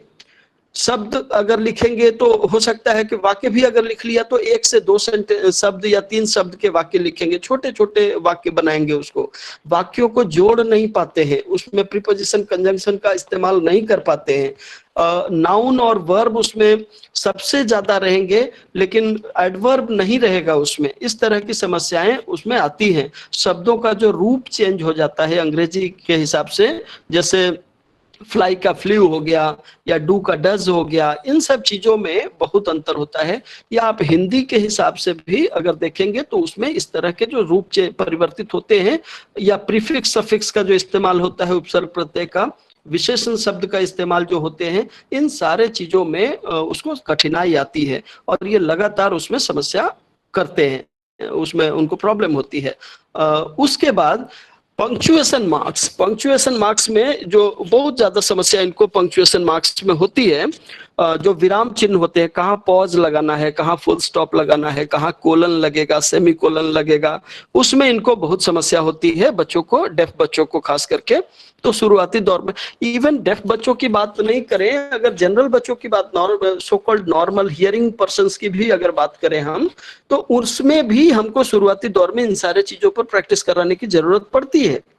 लेकिन वो बच्चे जल्दी सीख जाते हैं और डेफ बच्चे पर रिगरस एक्सरसाइज आपको करने की जरूरत पड़ती है, आपको ज्यादा मेहनत करने की जरूरत पड़ती है। लेकिन सामान्य तौर पर भी अगर देखें तो इन सब चीजों पर अगर आपको रीडिंग राइटिंग डेवलप कराना है अपने बच्चों के ऊपर, अपने घर में बच्चों के ऊपर जो हियरिंग पर्सन है, तो उस पर भी ये समस्याएं आएंगी और उस पर भी आपको ये एक्सरसाइज करवाना ही पड़ेगा, दूसरा कोई उपाय नहीं है। स्पेलिंग से संबंधित समस्या तो बड़े लोग भी कर देते हैं, छोटे बच्चों की तो बात ही अलग है। तो इस तरह की समस्याओं को दूर करने के लिए एकमात्र उपाय है लगातार लिखना। और जब लिखेंगे, श्रुति लेख लिखेंगे, उसको मैच कराएंगे, हिंदी के एक्सपर्ट से उसकी जांच कराएंगे, तब पता चलेगा। हम भी जो लिखते हैं उसमें बहुत सारे एरर्स करते हैं। सो केवल डेफ बच्चे करते हैं ऐसा नहीं है, ये हियरिंग पर्सन के साथ भी समस्या है और इसमें एज का कोई बाउंडेशन नहीं होता, कोई भी गड़बड़ कर सकते हैं। भाषा का कितना इनपुट मिला है उनको, उस पर डिपेंड करेगा। दूसरी चीज कि जो योजक चिन्ह हैं, जैसे एक हम लोग करते हैं पर, परंतु, किंतु, लेकिन, यद्यपि, तथापि, हिंदी के जो ये सब शब्द हैं जो एक वाक्य को दूसरे वाक्य के साथ जोड़ते हैं, इन सब चीजों में समस्या उसको होती है। और तीसरी अंतिम इसमें जो ये है वो टेंस मार्किंग जो वर्ड है, रहा था, रही थी या रहे थे, और दूसरी चीज कि गया, गई, गए, और कर रहा है, तो इस तरह या करता है, तो कौन सा प्रेजेंट टेंस है, कौन सा पास्ट टेंस है, कौन सा फ्यूचर टेंस है, ये उसको समझने में वर्षों बीत जाते हैं और ये ग्रामर बच्चा जल्दी नहीं सीख पाता है। पर उसको सही तरीके से अगर शुरुआत में ही सिखाया जाए तो इस पर कंट्रोल किया जा सकता है। नेक्स्ट, टाइप्स ऑफ रीडिंग अगर हम देखें तो उसमें हम अलग अलग आधार पे इसको डिस्ट्रीब्यूट कर सकते हैं, उसको डिस्क्राइब कर सकते हैं कि हमारा पर्पस क्या है रीडिंग का, दूसरी चीज कि मटेरियल क्या यूज कर रहे हैं, उसका पढ़ने का तरीका हमारा क्या है, पद्धति क्या है, और उसका लेवल ऑफ असिस्टेंस ये क्या है हमारे। इसके बेस पर अगर आप देखेंगे तो जो पर्पस है उसके आधार पर भी 4 भागों में इसको बांटा जा सकता है। और उसमें डेवलपमेंटल रीडिंग एक है। डेवलपमेंटल रीडिंग का मतलब होता है बच्चे को जैसे खड़ा करके, आपने छोटे कक्षाओं में देखा होगा शिक्षक बारी बारी से एक एक बच्चे को खड़ा करते हैं और उसको पढ़ने का अभ्यास कराते हैं, तो वो डेवलपमेंटल रीडिंग है, भाषा विकास और पठन विकास के लिए उसको रीडिंग कराना। दूसरी चीज है रिमेडियल रीडिंग। इसमें आप क्या करते हैं कि बच्चा अगर कुछ उच्चारण से संबंधित दोष कर रहा है तो आप उसकी रिमेडीज देते हैं, वहीं के वहीं उसको करेक्ट करते हैं, उच्चारण करके बतलाते हैं, इसको ऐसा नहीं ऐसा बोलते हैं। सो इस तरीके से करके रिमेडियल टीचिंग करने, रिमेडियल रीडिंग कराने की कोशिश करते हैं, उच्चारण और वर्तनी से संबंधित जो दोष है उसको ठीक कराते हैं। नेक्स्ट है फंक्शनल रीडिंग। फंक्शनल रीडिंग का मतलब होता है डे टू डे लाइफ से संबंधित जो रीडिंग के एक्सरसाइजेज होते हैं। जैसे आप कहीं बाहर जाते हैं और आपको कोई सामान खरीदना है और उसमें एमआरपी पढ़ना होता है, सो वो फंक्शनल रीडिंग है। बस का नंबर पढ़ना है, कहीं कोई दुकान का नाम पढ़ना है कहीं, तो ये फंक्शनल रीडिंग के उदाहरण है कि डे टू डे लाइफ के फंक्शन से संबंधित जो रीडिंग होती है that is called functional reading. उसके बाद रिक्रिएशनल रीडिंग, आपने देखा होगा छोटे बच्चों को नन्ही दुनिया पढ़ते हुए, या बड़े लोगों को अपना जो माया पत्रिका और इंडिया टुडे और अखबार और न जाने कितनी चीजें आती है पढ़ने के लिए, और वो सारी चीजें अब आज के डेट में मुट्ठी में आ चुकी है मोबाइल के रूप में, वो सारी चीजें इसमें समाहित हो जाती हैं और आप रीडिंग का अलग अलग जो पॉइंट ऑफ व्यू है उसको इसमें इस्तेमाल करते हैं। नेक्स्ट है कि किस तरह का मटेरियल आप यूज कर रहे हैं, और उसमें कन्वर्सेशनल रीडिंग और टेक्स्ट बेस्ड रीडिंग दो आधार पे उसको डिस्क्रिमिनेट किया जाता है। कन्वर्सेशनल रीडिंग का मतलब होता है जैसे उसमें डायलॉग होता है, आपने पुराने नाटक देखे होंगे, पढ़े होंगे, तो उसमें कन्वर्सेशनल रीडिंग होता था कि नाटक का एक जो किरदार है उसने कुछ बोला, फिर दूसरे ने बोला, फिर पहले ने उसका जवाब दिया, फिर दूसरे ने बोला। सो इस तरह के कन्वर्सेशनल रीडिंग होते हैं। और कन्वर्सेशनल रीडिंग के अलावा टेक्स्ट बेस्ड रीडिंग, जैसे आप किताबें पढ़ते हैं तो उसमें पूरी की पूरी कहानी होती है और उसमें कन्वर्सेशनल रीडिंग के अलावा टेक्स्ट बेस्ड रीडिंग शामिल होते हैं। इसके अलावा स्टाइल ऑफ रीडिंग, इसके आधार पर भी हम दो भागों में इसको बांट सकते हैं। एक तो लाउड रीडिंग, जैसे क्लासेज में बच्चों को बोलते हैं तेज पढ़ करके बोलो, तो हमारा पर्पज होता है कि वो कहाँ गड़बड़ कर रहे हैं उसको पिन पॉइंट करना, और जब बोलेगा तेज तो उसका कहीं ना कहीं रीडिंग स्किल डेवलप होएगा। तेज बोल करके अपनी चीजों को हम बोलते हैं और कहीं गड़बड़ होता है तो सुनते हैं और वो हम वही के वही मॉडिफाई करते हैं। सो एक तो तेज बोलने से, ऊंची आवाज में बोल करके पढ़ने से हमारा कॉन्फिडेंस भी बढ़ता है और इसका रीडिंग का हमारा एक्सरसाइज भी होता है। दूसरी चीजें, कई बार आपने टीचर को देखा होगा कि वो साइलेंटली बोलने के लिए करते कि आप मन में पढ़ो, तो बच्चा क्या करता है वो किताब के पन्ने ही पलटता रह जाता है और वो मन में तो कितना पढ़ेगा मालूम नहीं। सो छोटे बच्चों के लिए लाउड रीडिंग, बड़े लोगों के लिए साइलेंस रीडिंग हो सकता है ये, लेकिन छोटे बच्चों का साइलेंस रीडिंग अगर कराएंगे तो ये हमेशा डाउटफुल रहता है कि वो पढ़ भी रहा है कि नहीं पढ़ रहा है। और उसके बाद असिस्टेंस के लेवल के हिसाब से गाइडेड रीडिंग और इंडिपेंडेंट रीडिंग, मतलब आपने रीडिंग करते समय उसको कहीं गाइड किया, कहीं मदद किया, वर्तनी से संबंधित कुछ पढ़ने में दिक्कत आ रही है, स्पेलिंग में दिक्कत आ रही है तो आपने उसको पढ़ के बताया, वो गाइडेड रीडिंग। और इंडिपेंडेंट रीडिंग में बच्चा बड़ा हो गया है और वो पूरी तरह से अपने से पढ़ पा रहा है। ऐसे ही राइटिंग के भी हैं। राइटिंग के 3 अलग अलग पार्ट हो सकते हैं, जिसमें कॉपिंग है और गाइडेड राइटिंग है और इंडिपेंडेंट राइटिंग। कॉपिंग का मतलब होता है जब बहुत छोटा बच्चा होता है, बोर्ड के ऊपर टीचर ने लिख दिया और उसको कॉपी करने के लिए बोलते हैं, या आपने कॉपी के पहले लाइन में ऊपर में लिख दिया है और उसी सेंटेंस को नीचे 10 बार लिखने के लिए दे देते हैं। पर्टिकुलर कोई शब्द है जिसको 20 बार लिख करके लाने के लिए बोलते हैं। सो उस शब्द को देख करके उसको लिखना, कॉपी करना, उसको देख। आवाज किनकी आ रही है? योगेश जी अपना माइक्रोफोन बंद कर लीजिए प्लीज। अरे सर मैं ये ऐसी परिस्थिति में ये कॉपिंग टेक्निक बच्चों में डेवलप करते हैं, कॉपिंग स्किल डेवलप करने की कोशिश करते हैं। दूसरा, जब उसको आप लिखने के लिए बतलाते हैं तो पर्टिकुलरली जैसे 4 लाइन वाले शीट पे बतला रहे हैं कॉपी पे, तो उसमें लेखन से संबंधित चीजों को हम चर्चा करते हैं कि कौन सा अक्षर को कहां से कहां तक ले जाना है, किस किस लाइन में जाएगा वो। तो इस तरीके से अगर उसको गाइड करते हैं तो वो गाइडेड राइटिंग होता है। बड़े लोगों के लिए गाइडेड राइटिंग का मतलब होता है कि उनको पर्टिकुलरली बोल दिया जाता है 250 शब्दों में लिखना है, सो पर्टिकुलर इंस्ट्रक्शन देते हैं, इतना शब्दों में इसका इंट्रोडक्शन लिखना है, इतना शब्दों में इसका मेन थीम रहेगा, लास्ट में उपसंहार लिखना है या समअप लिखना है। तो ये गाइडेड राइटिंग है कि आपने उसको गाइड किया है। नेक्स्ट है, लास्ट है इंडिपेंडेंट राइटिंग, जिसमें बच्चा या व्यक्ति खुद से लिखना शुरू कर देता है। लास्ट हो चुका है ये स्लाइड, और इतना पेशेंसली आप लोगों को सुनने के लिए बहुत बहुत आभार। मेरे तरफ से जो जानकारी थी ये मैंने देने का प्रयास किया है, और अब हम अगले सेगमेंट की तरफ चलेंगे, जिसमें अगर कोई प्रश्न पूछना चाहते हैं तो कोशिश करूंगा कि मैं अपनी जानकारी के हिसाब से उनका जिज्ञासा उनकी दूर कर सकूं। Thank you. सर जी नमस्ते। हेलो नमस्कार जी। अरे सर मैं ये पूछना चाहता हूँ कि ये फर्स्ट ईयर का चल रहा है सेकंड ईयर का सर? ये तो हमने देखा नहीं आपके सिलेबस में किस पार्ट में है, ये फर्स्ट ईयर या सेकंड ईयर? सर मेरा आई थिंक सेकंड ईयर में ये है। 3rd सेमेस्टर हियरिंग इम्पेयरमेंट का ये सेकंड ईयर का पार्ट है।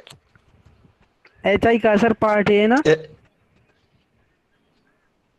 3rd सेमेस्टर का हियरिंग इम्पेयरमेंट का ये है, रीडिंग राइटिंग डेवलपमेंट। फर्स्ट में भी है सर, ये इंट्रोडक्शन टू डिसेबिलिटी फर्स्ट में भी होएगा। सर ये फैमिली कम्युनिटी है सर? सुनिए हेलो योगेश जी, सर आपको जो टॉपिक समझना है वो फैमिली कम्युनिटी में है जी, वो टॉपिक इम्पोर्टेंट है, वो कौन से पेपर में है? सर इनको थोड़ा क्लियर कर दो, 1 सेकंड आपका समय लूंगा। Please please please Yogesh ji please. जो DSBI कर रहे हैं उनके लिए प्रथम ईयर के इंट्रोडक्शन टू डिसेबिलिटी जो फर्स्ट सेमेस्टर में आपको पढ़ाया जाता है, और 3rd सेमेस्टर में मल्टीपल डिसेबिलिटी, दोनों के लिए आज सर ने बहुत महत्वपूर्ण जानकारी दी है। हाँ सर आप कंटिन्यू करें। सर ये फैमिली कम्युनिटी वाला है ना सर? योगेश भाई, फैमिली कम्युनिटी में हो चाहे जिसमें भी हो, आप सिलेबस मैच कर लेना, लेकिन लिटरेसी स्किल जब आप बाहर निकलोगे ना वहां से ट्रेनिंग करके, तो आपके पास डेफ बच्चा, मल्टीपल डिसेबिलिटी बच्चा, VI बच्चा, सारे बच्चे रहेंगे। तो ये लिटरेसी डेवलपमेंट तो सबके लिए जरूरी है। आप सिलेबस के हिसाब से अपना मैच कर लेना कि आपके किस पार्ट में आता है, वो मैंने नहीं देखा है अभी, लेकिन ये सबके लिए इक्वली इंपॉर्टेंट है टॉपिक। Thank you sir. अगर किसी और प्रतिभागी का कोई प्रश्न है, आज जो सर ने आपको बताया उसमें कोई अगर आपका कोई क्यूरी है, कोई प्रश्न है? कोई रौनक सिंह जी हैं जिन्होंने पूछा है चैट बॉक्स में कि स्पेशल चिल्ड्रन के लिए कौन सा रीडिंग अच्छा रहेगा। ये पूरा का पूरा जो हमने आज की पूरी चर्चा की है वो सारे स्पेशल बच्चों को ही ध्यान में रख करके किया गया है। सो रीडिंग के ये जो स्टेजेज हैं या अलग अलग जो टाइप्स हैं, ये सारे के सारे स्पेशल बच्चों को ध्यान में रख करके और जनरल बच्चों को, नॉन इम्पेयर्ड बच्चों को, दोनों को ध्यान में रख करके ये दिया गया है। रीडिंग तो हमने आपने भी इसी तरीके से सीखा है कि लाउड रीडिंग हो या साइलेंस रीडिंग हो या रिमेडियल रीडिंग हो। अब स्पेशल बच्चे की जब बात करेंगे तो उसको वर्तनी संबंधी उच्चारण में अगर दोष है या कहीं पंक्चुएशन मार्क में अगर समस्या हो रही है, योजक चिन्हों का इस्तेमाल नहीं कर पा रहा है, तो ये तो हमको पिन पॉइंट करना है एज अ स्पेशल एजुकेटर कि उसको कहाँ दिक्कत आ रही है और उसके हिसाब से उनसे रीडिंग करवा करके लेना है। रुचि ने एक प्रश्न पूछा है सर कि ये जी जब तुरंत ही न्यू एडमिशन होता है तो हम वीआई बच्चों को कितने समय बाद राइटिंग जी सिखाते हैं? हमें लगता है प्रारंभिक स्तर की बात पूछ रही हैं कि प्रवेश के कितने जी समय जी पश्चात। जी, प्राथमिक कक्षा। नहीं, ये डिपेंड करेगा सर कि बच्चे का लेवल क्या है, प्रवेश के कितने साल के बाद ऐसा नहीं बोल सकते, इसलिए कि हो सकता है कि हमारे पास कोई 14 साल का बच्चा आए और आज तक उसने कलम छुआ ही नहीं है, हो सकता है कि उसको अल्फाबेट भी डेवलप नहीं हुआ हो। सो बच्चे का लेवल मैं पहले ही बतलाया था सर कि हर एक ताले की चाबी अलग है। जो बच्चा है उसका सामने उसका फंक्शनल असेसमेंट कीजिए, उससे बातचीत करने की कोशिश कीजिए, पेरेंट्स से थोड़ा इंफॉर्मेशन गैदर कीजिए और उससे लिखवाने की कोशिश कीजिए कि हो सकता है कुछ लिखे, उसको हाथ में चौक देके या कलम दे करके जो भी है कोशिश कीजिए। उससे पहले तो रैपो डेवलप कीजिए, रैपो डेवलप करने के बाद उससे कोशिश कीजिए कि जब बातचीत हो जाए तो वो अपने एक्सप्रेशन के लिए तैयार हो, आपके साथ एक अच्छा मित्रवत व्यवहार बन जाए और उसके बाद हो सकता है कि जो कुछ उसके अंदर हो उसका एक्सप्रेशन वो लिख करके दे सके।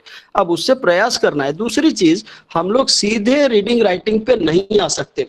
सो ऐसी परिस्थिति में शुरुआत तो horizontal line, vertical line, slanting line, तो ये लाइंस को खींच करके रीडिंग राइटिंग के डेवलपमेंट के लिए हम लोग काम कर सकते हैं। दूसरी चीज, जब रीडिंग डेवलपमेंट की बारी आती है तो हम सीधा किताब के ऊपर ना ले जा करके पहले तो उसको इमिटेशन सिखाते हैं। हम बोलते हैं, बच्चा बोले, उसके बाद फिर जो शब्द की संकल्पना उसको डेवलप किए हैं कि शब्द को देख करके पहचानना, अक्षरों को देख के पहचानना, अलग अलग सेंटेंस को पूरा पढ़ना, फिर सेंटेंस का मतलब समझना, शब्द का मतलब समझना, तो ये सब अलग अलग स्टेज है। सो ऐसा कहना कि कितने साल के बाद या कितने महीने के बाद, ये बहुत मुश्किल है। हर एक बच्चे के हिसाब से तय करना पड़ेगा। बच्चे की क्या स्थिति है प्रवेश के समय। जी बिल्कुल, स्थितियां जी क्या है। रौनक ने एक प्रश्न पूछा है। रौनक, हाँ रुचि कुछ कहना चाह रहे हो बेटिया, बताओ।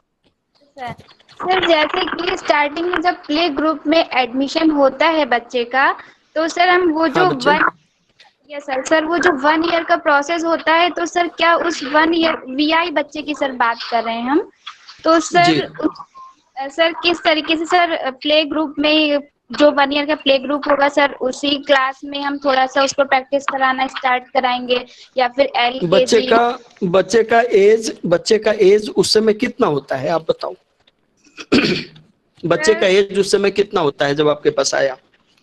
सर प्ले ग्रुप में तो 4 से 5 ईयर्स का बच्चा होता है। 4 से 5 ईयर्स ना। अभी 4 से 5 ईयर्स का जनरल बच्चा, जो नॉर्मल बच्चा है, नॉन डिसेबल्ड बच्चा, वो क्या करता है?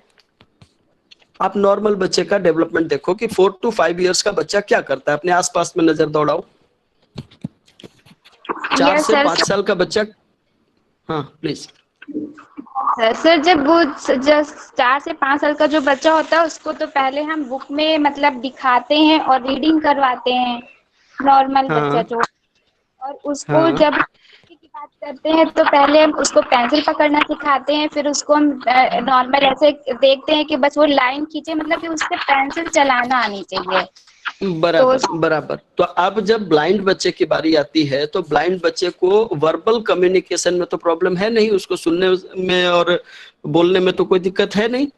रही बात उसके कलम पकड़ने और उसका स्टाइलस पकड़ने और उसका ब्रेल सिखाने, बाकी चीजों की, तो उसके लिए तो पहले आपको सेंसरी ट्रेनिंग डेवलप करना पड़ेगा, उसके सेंसरी स्किल्स को डेवलप करना पड़ेगा, अलग अलग तरह के टच डेवलप करने पड़ेंगे।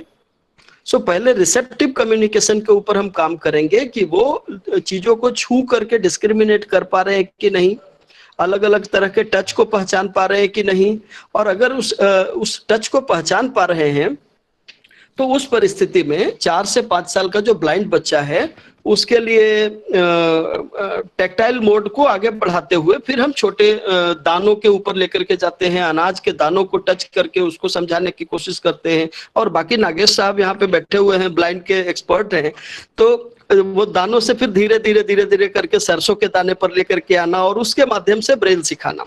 सो ये सारी चीजें उसमें डेवलप करने के अलग अलग स्टेजेस हैं। नागेश जी, अगर मैं सही हूँ? बिल्कुल सर, बिल्कुल सर। जी, चूंकि मेरा हियरिंग इम्पेयरमेंट से वास्ता रहा है, बहुत ज्यादा विजुअल इम्पेयरमेंट से वास्ता नहीं रहा है। सो ऐसी परिस्थिति में जब छोटे बच्चे के जो तर्जनी की उंगली है और अंगूठा, ये दोनों जो है इसके बीच में छोटे दाने को पहचानना जब शुरू कर देता है, सरसों के दाने को पहचानना जब शुरू कर देता है, इट मीन्स कि ब्रेल के डॉट को पहचानना शुरू कर देगा।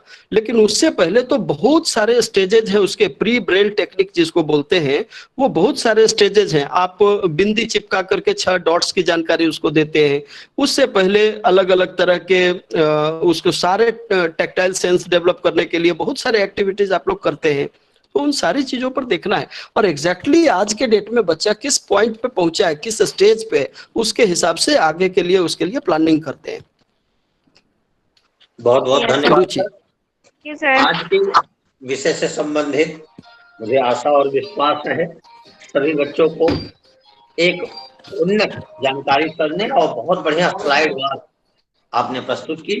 अब मैं आज की प्रस्तुति के लिए धन्यवाद ज्ञापन के प्रथम क्रम में CRC पटना के प्यारे बड़े भाई लेक्चरर श्री प्रदीप कुमार सिंह सर को आमंत्रित करूंगा कि आप अपना माइक अनम्यूट करें, कैमरा ऑन करें और आज के हमारे मुख्य वक्ता बड़े भाई श्री नीरज मधुकर सर का आज की क्लास के लिए धन्यवाद ज्ञापन करें।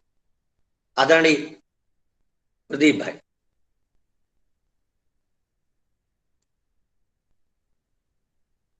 प्रदीप सर। एक minute.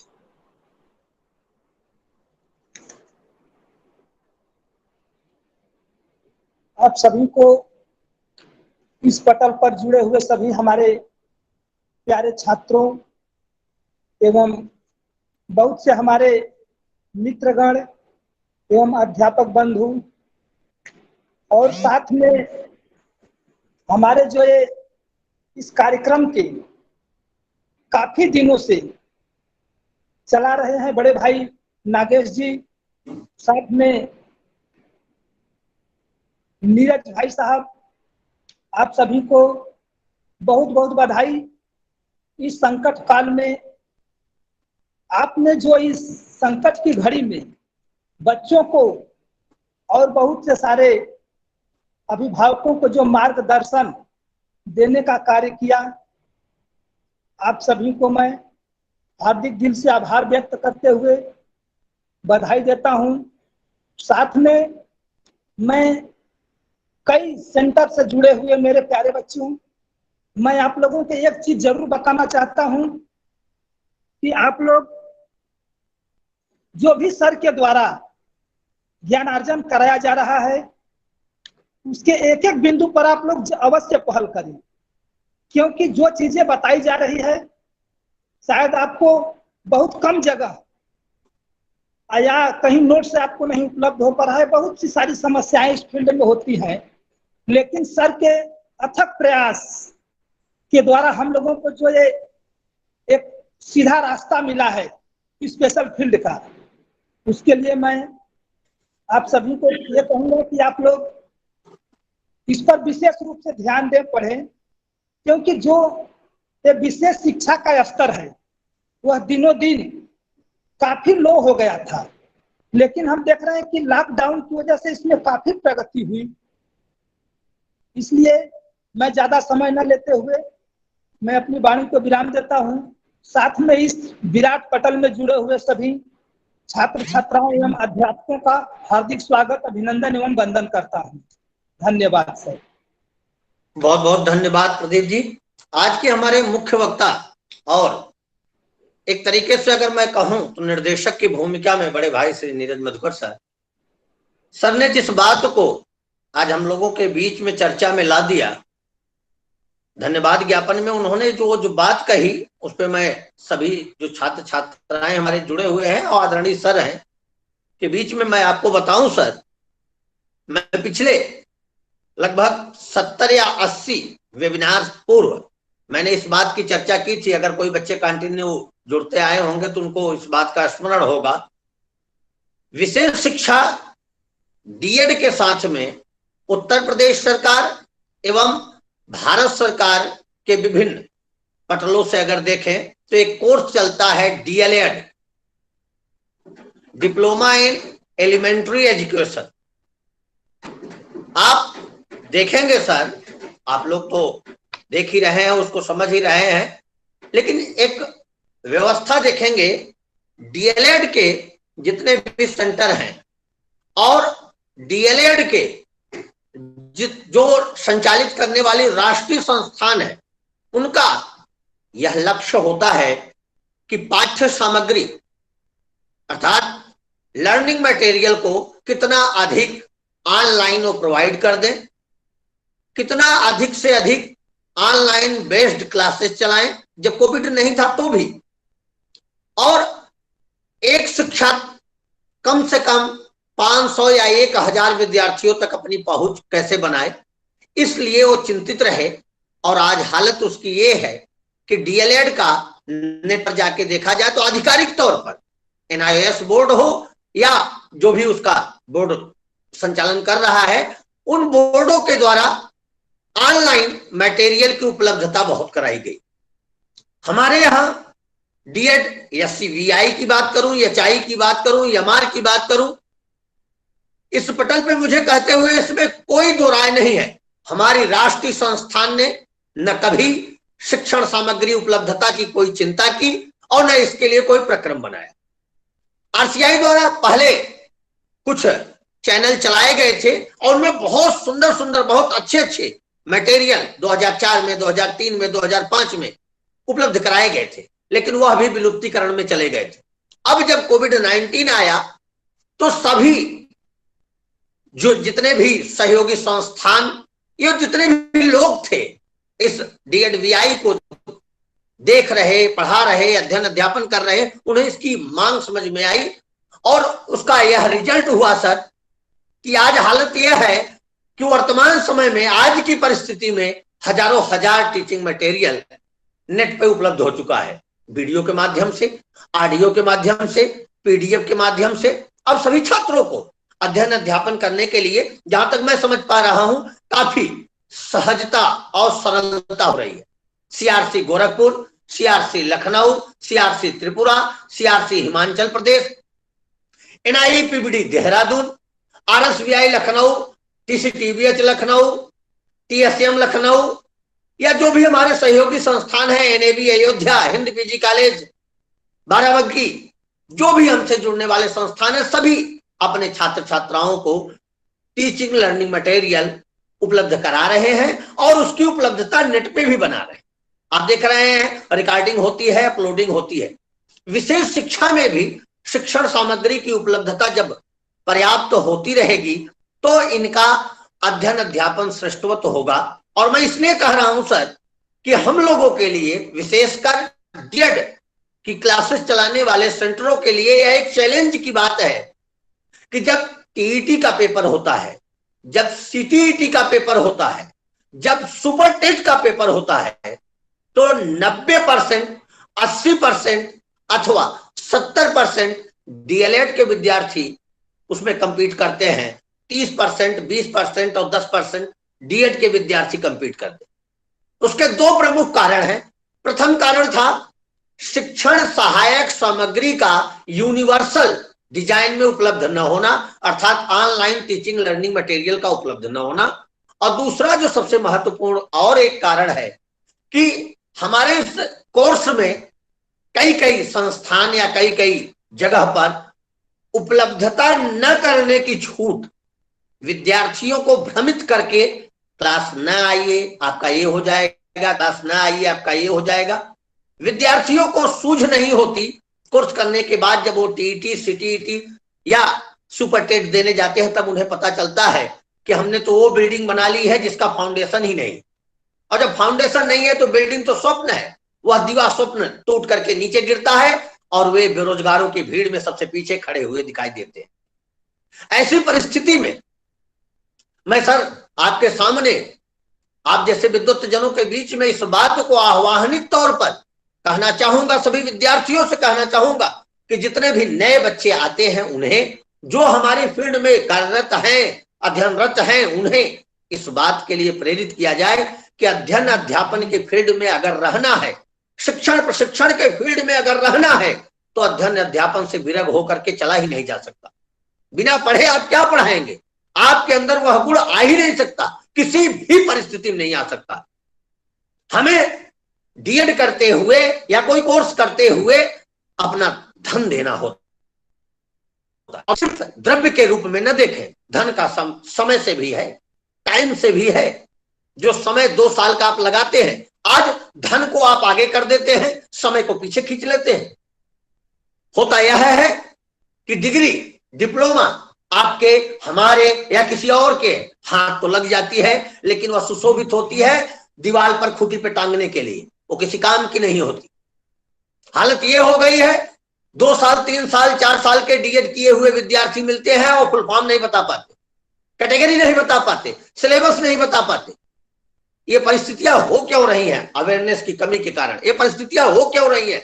Universal teaching learning material न उपलब्ध होने के कारण उसकी उपलब्धता कराई जा रही है। तो आह्वान भी है कि सभी लोग आइए, मिले और दिव्यांगजनों के कल्याण के लिए काम करने वाले ह्यूमन रिसोर्स को इतना सशक्त बनाए कि विशेष शिक्षा भी उन्नतता की तरफ जाए। और जैसे सीआरसी गोरखपुर या सीआरसी लखनऊ या और राष्ट्रीय संस्थान, राज्य स्तरीय संस्थान इस पटल पर काम कर रहे हैं, इस क्षेत्र में काम कर रहे हैं, उन्हें भी गौरव का विषय हो कि हमारे भी विद्यार्थी, हमारे भी बेटे बेटियां आज एक सशक्तिकरण की तरफ चल रहे हैं। तो आज के इस क्रम में मुख्य वक्ता के तौर पर आज 1 घंटे का समय हमें उपलब्ध कराने के लिए मुख्य वक्ता के तौर पे आए हुए बड़े भाई श्री नीरज मधुकर सर का बारंबार धन्यवाद। यह पटल आपको सादर प्रणाम करता है एवं आपके द्वारा महंगी विचार, महंगी जानकारी और महंगी समय देने के लिए